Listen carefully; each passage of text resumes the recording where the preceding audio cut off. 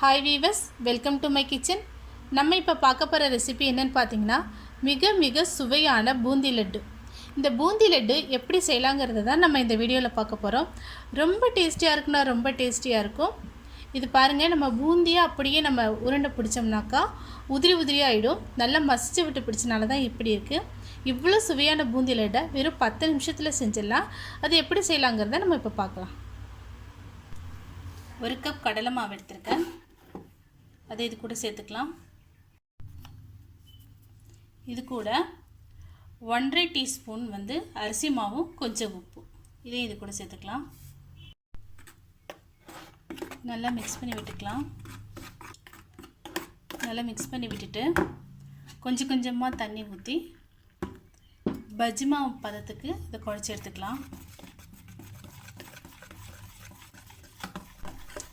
பாருங்கள், இந்த பதத்துக்கு நம்ம குழச்சி எடுத்துட்டோம். மாவு கலக்கிட்டோம். இப்படி இருக்கணும். இப்போ நம்ம இதை பொரிச்சு எடுக்கலாம். ஒரு பாத்திரம் அடுப்பில் வச்சுட்டு அதில் எண்ணெய் ஊற்றிருக்கேன். இப்போ நான் இதை மாதிரி பொரிக்கிறதுக்கு இதை மாதிரி கரண்டி எடுத்திருக்கேன்.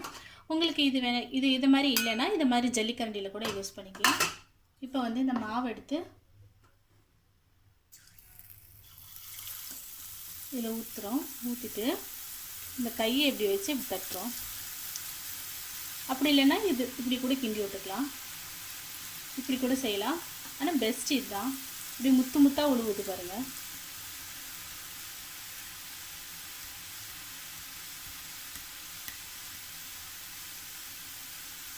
இப்போ நல்லா வெந்தவனை நம்ம என்ன பண்ணணும், நல்லா பொரிஞ்சவனை நம்ம இதை மாதிரி ஒரு இதில் இப்படி வடிகட்டி எடுத்துக்கலாம்.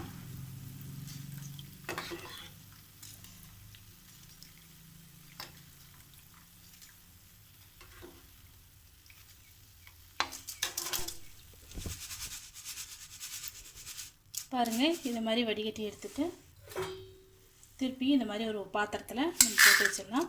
இப்படி மீதம் இருக்கிறதையும் நம்ம பொரிச்சு எடுத்துக்கலாம். பாருங்கள், நம்ம பூந்தி பொரிச்சு எடுத்துட்டோம். நம்ம பாகு காய்ச்சி எடுத்துக்கலாம். இப்போது ஒரு பாத்திரம் அடுப்பில் வச்சுட்டு ஒரு பாத்திரம் வச்சு அதில் 1.5 கப்பு சர்க்கரை எடுத்துக்கிறோம்.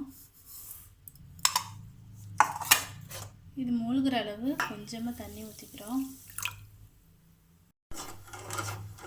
இப்போ நம்ம இதை பாகு காய்ச்சி எடுத்துக்கலாம். இது கூட கொஞ்சம் ஏலக்காய் பொடி சேர்த்துக்கலாம்.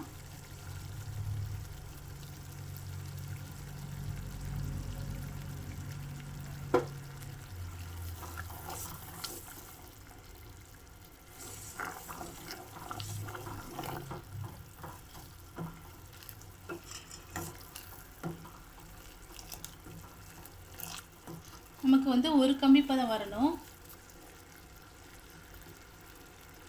இன்னும் வரல. பாருங்க, ஒரு கம்பி பதம் வந்துருச்சு.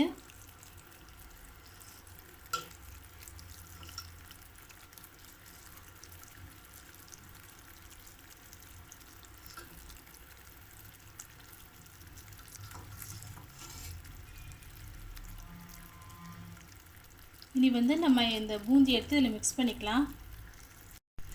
நம்ம ஒரு கம்பி பதம் வந்தோடனே ஸ்டவ்வை ஆஃப் பண்ணிடணும். ஆஃப் பண்ணிவிட்டு நம்ம பூந்தி இருக்குது பார்த்தீங்களா, அதை கொஞ்சம் கொஞ்சமாக இதில் சேர்த்துக்கணும்.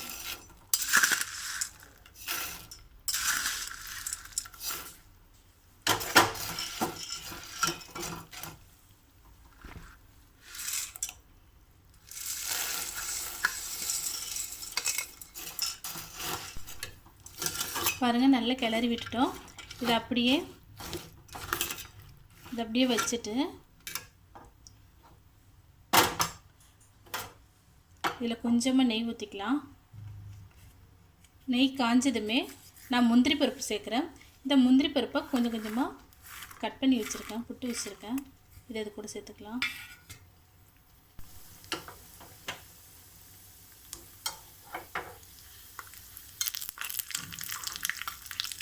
இந்த முந்திரி பருப்பு எடுத்து இது கூட சேர்த்துக்கலாம்.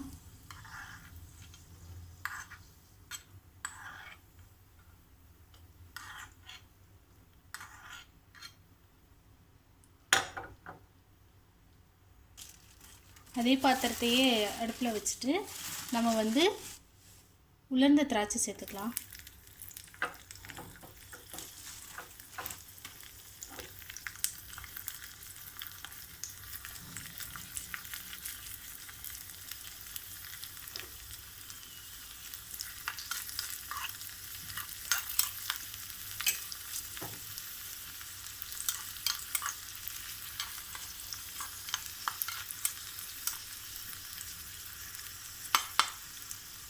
இப்போ வந்து இந்த நெய்யோடையே இதில் கொட்டி கிளறிடலாம்.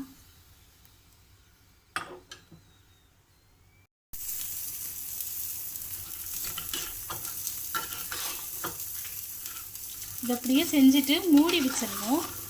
அப்போ தான் இது நல்லா சாஃப்டாகும்.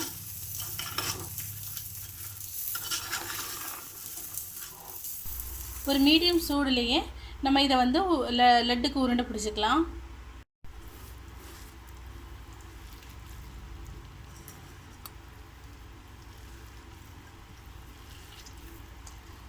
பாகுக்கு பதம் கம்மியாக இருந்துச்சுன்னா, அதாவது பாகு கம்மியாக இருந்து பூந்தி ஜாஸ்தியாக இருந்துச்சுனாக்கா அதாவது உருண்டை பிடிக்க லட்டு பிடிக்க வராது.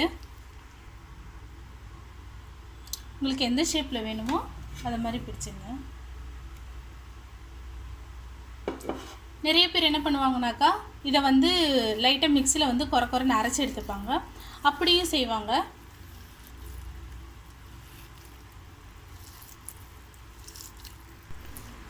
பாருங்கள், எல்லா பூந்தியும் நம்ம உருண்டை பிடிச்சி எடுத்தாச்சு.